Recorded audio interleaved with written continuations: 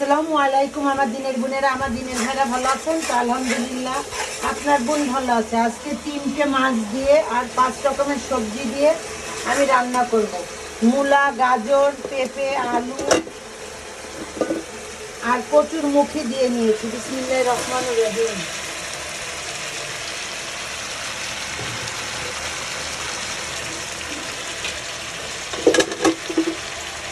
আর সাথে আছে 3 পিস মাছ। আমি মশলাটা কষিয়ে নিয়েছি, দেখুন।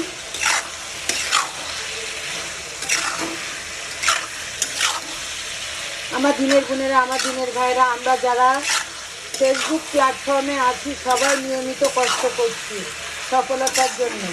আর আমরা সবাই মিলেমিশে কাজ করলে সফলতা আমরা পাবো ইনশাল্লাহ, সেই আশায় কাজ করছি।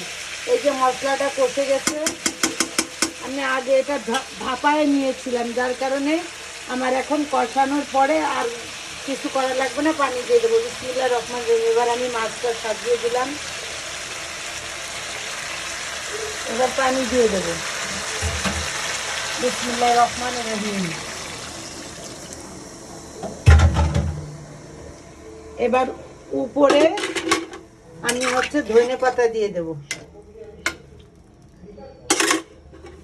শীতের ধনে পাতা। বিসমিল্লাহির রহমানির রহিম।